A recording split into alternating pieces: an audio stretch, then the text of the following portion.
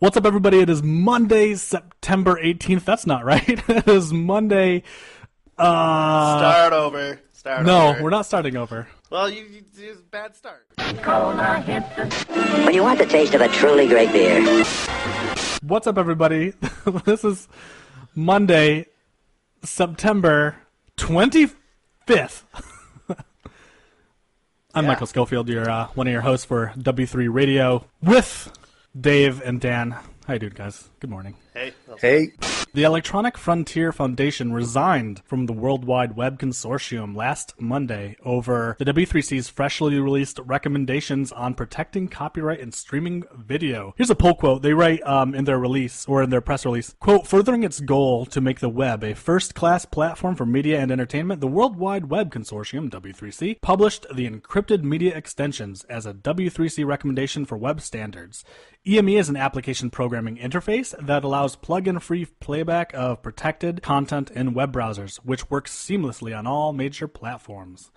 End quote. So the dispute focused on DRM, which enables media companies to surveil and control access to content, and that the W3C had changed its voting rules to accommodate the pressure of EME advocates. So normally they make a decision based on consensus, but they switched to a majority vote system because DRM was so divisive among its members. CEO Jeff Jaffe called the dispute, quote, "one of the most divisive debates in the history of the W3C community. In fact, one of the first podcasts, when it was just me, was all the W3C support for DRM and HTML5. So because of the changes to the W3C rules, the EFF lost faith in the process. And Cory Doctorow, its main rep, said, we don't think that there's any use in throwing our donors' money, our energy, and our limited time at a process where we don't think the other side carried themselves in good faith." And in an open letter explaining EFF's decision to walk away from the W3C, Doctorow wrote, quote, "The business values of those outside the web got important enough, and the values of technologists who built it got disposable enough, that even the wise elders who make our standards voted for something they know to be a fool's errand."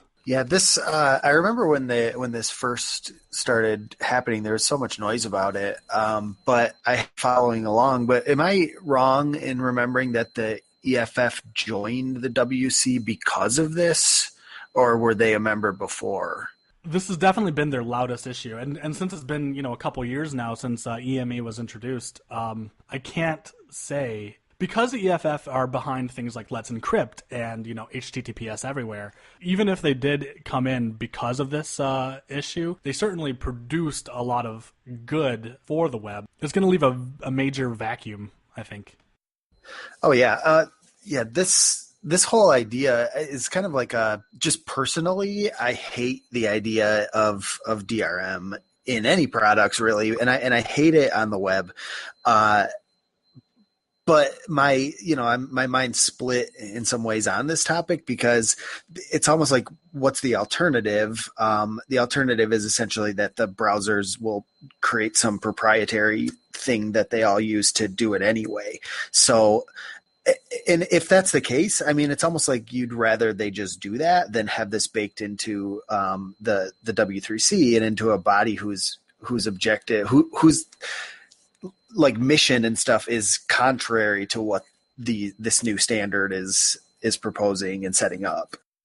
The argument for DRM and HTML is specifically that. Gosh, look at all the problems that the Adobe Flash plugins have created, and look at how it's taken a decade now to wean off Flash, right? Like iOS 1 was, and the iPhone in 2007 was the first platform to officially not support it, and it's taken 10 years, and we're still kind of bumping up against this. So the argument for DRM and HTML has been often formed as a user experience argument. Our users shouldn't have to plug things in or download plugins and then expect that they're going to be up to date. The main argument against, or let me rephrase, EFF's main argument against wasn't to reduce the user experience, but it was about the legal implications of the laws that support DRM. So in the US, there's the DMCA, and Canada and the EU have their own alternatives. These laws that support DRM hold legally accountable the developers who tamper with DRM protected systems, meaning that things like bug bounties and uncovering bugs by kind of like hacking a system or trying to customize a system become illegal, and that actually reporting something like a bug could actually put the developer in legal crosshairs. The other thing is sort of their kind of emotional argument is one about the irony that, you know, this is really coming from support by folks like Netflix who had made their business kind of like hacking other systems, customizing existing systems, using React on the front end, which is going to be our next story, to create the sort of market share and the experience that they have now. And now that they're at the top, the idea is that by enabling DRM in the browser and because of the existing laws that support it, they now essentially lock out competition because you're not able to fork a browser, right? So like you're not able to customize Chrome if, say, Chrome was covered by DRM, because of those laws, because by forking a browser or doing something like that is going to put you into legal trouble. So that's sort of the for and against. I think it's concerning that the W3C has changed its voting policy to push it through, which to me echoes of great external pressure that I don't think we want the W3C to be subjected to. Yeah, the thing with the voting is really concerning to me. It just seems like, yeah, there's some probably financial pressures and things involved here too, because the people who are arguing for this are, I mean, it's major corporations, right? It's big media companies who want this ability. It's not a good precedent. I guess I'm not as feeling weird about this because of DRM. Like, I get that companies spend money to make their software and to make the media that they want to make available. They don't want to just pirate it, right? It's just how they can go about, like, protecting their stuff. I get that. I feel like the reason I don't like DRM is because anytime I've used a system that has any DRM, it leads to just a shitty user experience. So I'm not against it on principle. I'm just against it because it always sucks, right? But what's concerning is we see this thing in other parts of the world, like in the U.S. Congress, where we're just going to change the rules and do what we want to suit our needs, and then all fucking decorum goes out the window. That's what's making me feel weird. We're introducing a new segment in our now no longer 10-minute long podcast called Releases. We should probably have like a catchy tune and something to go with that. Releases. All right, now for a new section, Releases. Releases. Node 8.5 was released. Is that the LTS one? I don't know. I'm going to Google it. Oh, we got a new Sublime text, which I had abandoned a long time ago. I love Sublime 1 and 2, and Sublime 3 is out now, but I'd moved on. In fact, I moved on several times. I went to like Atom, and then I jumped on the kind of like the JetBrains bandwagon. Yeah. Man, this just reeks of like TextMate all over again to me. It's like we waited and waited and waited, and everybody moved on to something completely different, and then like the new TextMate dropped and nobody cared. It's like the same exact thing. Everybody's moved on to Atom and now VS Code. Or VS Code, yeah. Hot, new thing. So speaking of Atom, I guess throwing that out there, released, do you see this, an IDE plugin for Atom? So I don't know what that's about exactly. Yeah, I didn't see the actual release, but I saw the chatter that they were going to extend. They're going to invest a lot more time and energy into like the Atom IDE. But man, it lagged for me, and so I had to give it up. I thought it was cool. I like the idea that it's part of GitHub, but it seems like VS Code is kind of the cool kid now. Classic Vim. Yeah, of course. Yeah. You're only a real programmer if you use Vim. Yeah, and donate to the kids in Africa, Uganda, I think. Yeah. Wait, what? So it's like Vim, like always had the splash screen. It was like, hey, like I made Vim, and also donate to the kids in Uganda. I've clearly never opened Vim. Then you haven't lived. My reputation just crashed. Also, V8 JavaScript engine release 6.2 happened. Oh, right. And the Node thing. The Node thing. The 8.5 is not the new long-term support version of Node, but I think they're scheduled for like October, like whatever version is around then is supposed to be like the new LTS version of Node. Cool. So WordPress abandons React because of this big patent issue. Yeah. Let me read. Let's see. This evening, whenever this article I found was published, Matt Mullenweg announced on his blog that WordPress has decided to move away from React due to its BSD plus patents clause licensing. So now it's having some real repercussions in our developer community. WordPress, which has 27% of the internet, has decided to retract its support, which, implications are that's good news for Vue and or Angular, but I think probably Vue. I actually, I think the blog post that Matt Mullenweg wrote actually was a really interesting point about the whole thing. He actually says that WordPress isn't worried about the license itself, but the stance they ended up taking was based on the fact that if their software is being used by all these other people, and if your company or your startup or something is using WordPress, that there might be some possibility of you getting, because you use WordPress, falling into some kind of like licensing problems or patent issues.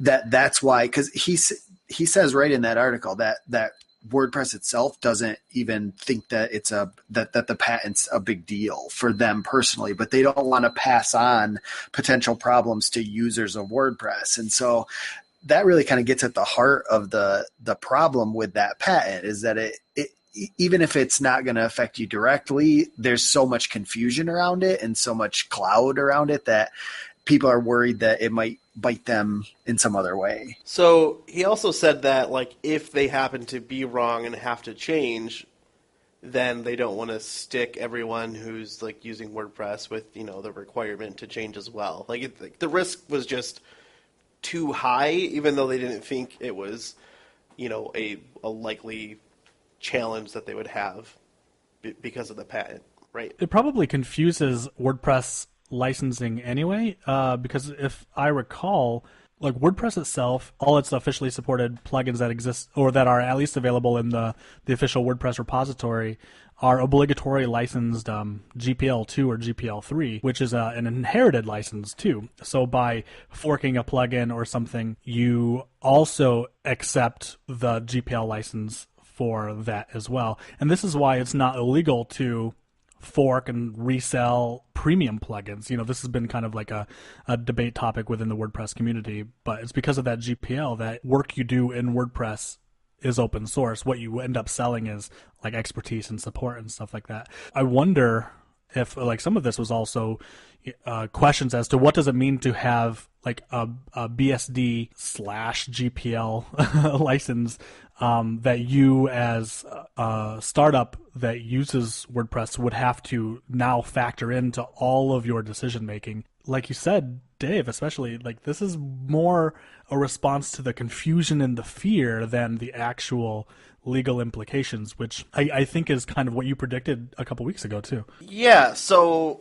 what are you supposed to do? Like, Vue's all right, but React is better. We talked about this, we're trying at work, we're trying to figure out what's the risk of actually using React, and nobody knows, and so we're like, all right, let's just do it. But we're a large company and we're not that worried about it. But what are you gonna do if you're trying to start your own application? You're just immediately gonna make yourself potentially liable because you don't know and there's no answer and it's confusing.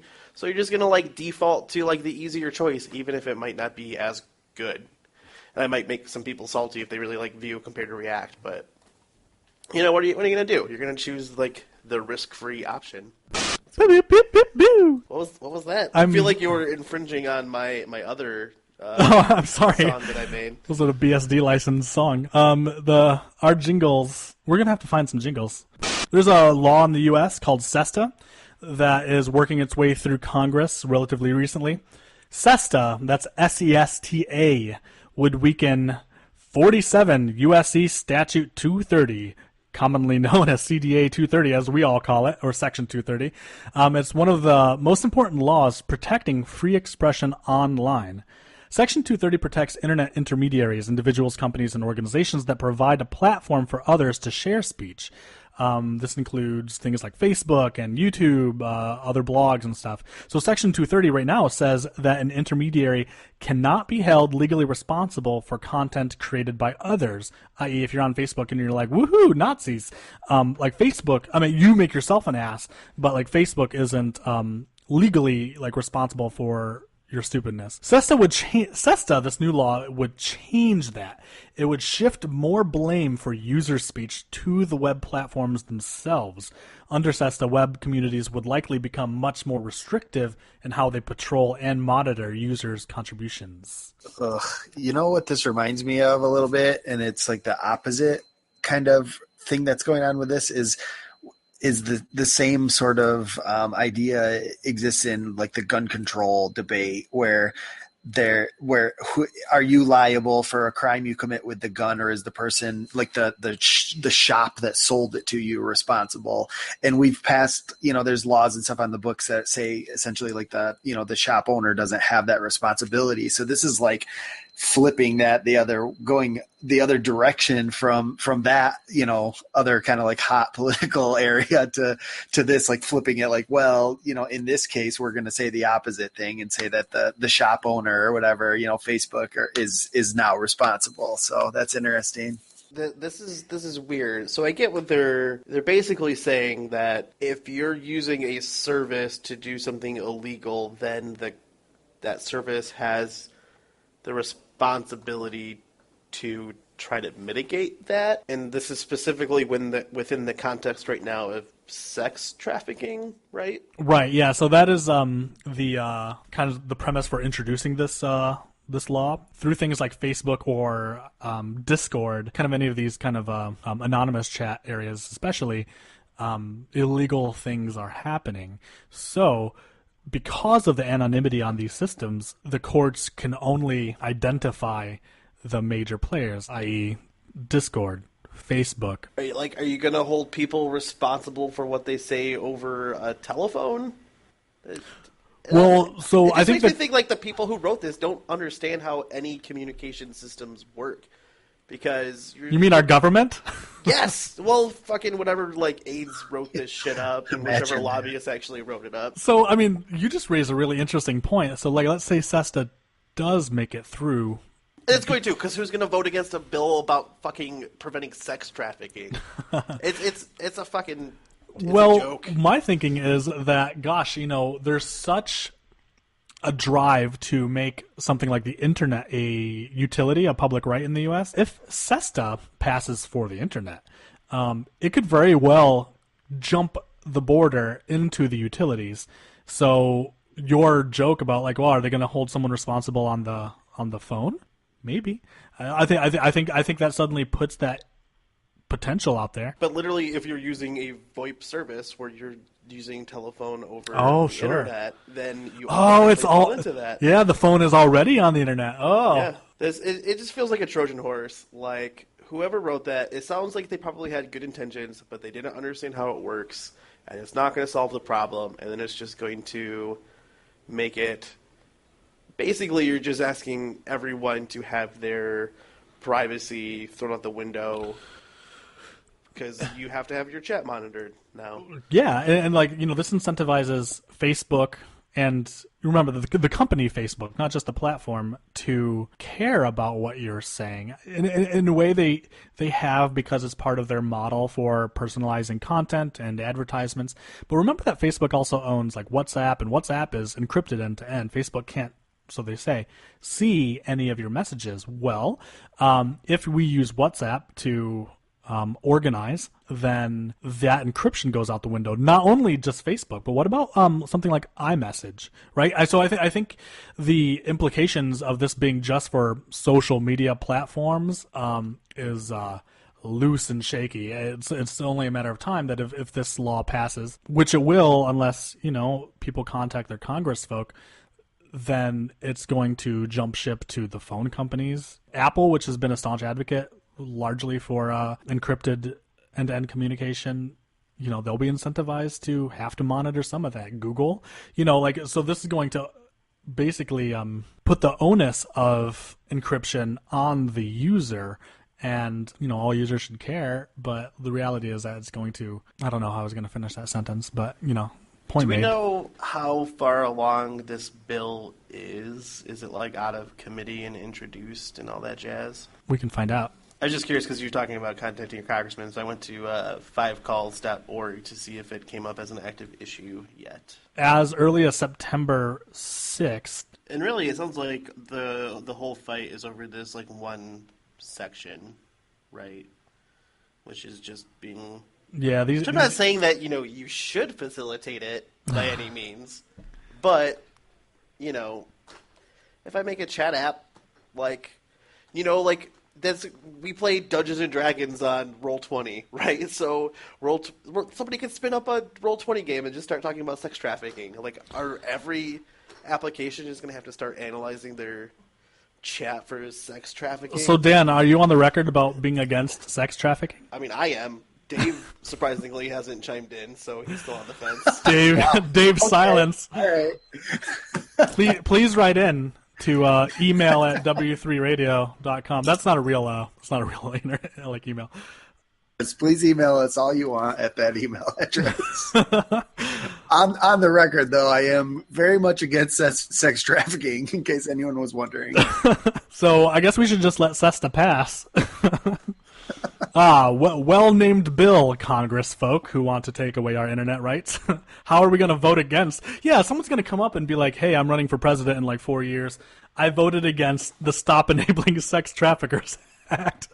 Are we going to find out that, Comcast was a lobbyist for this bill? Is that what we're certainly. Yeah. Comcast doesn't want sex trafficking. Yeah, or, Or freedom of speech. Yeah. Or Thank you so much for listening to this week of W3 Radio. I'm Michael Schofield. You can find me at Schofield on Twitter. I'm Dan. I'm also on the internet at places. And Twitter at Daniel G. Sims. Upward inflection, maybe. And you can find me at Yoda SW16 and all the hot internet hangouts. Your name is going to be extra relevant once we get to episode 16. Oh my gosh! That's right, I wonder if it's going to be like a Yoda standalone. It's going to be really topical. That would be amazing. Like origin Yoda's childhood baby, where he was sex trafficked on Comcast. Yeah. on Comcast? Okay. Yeah. Starcast.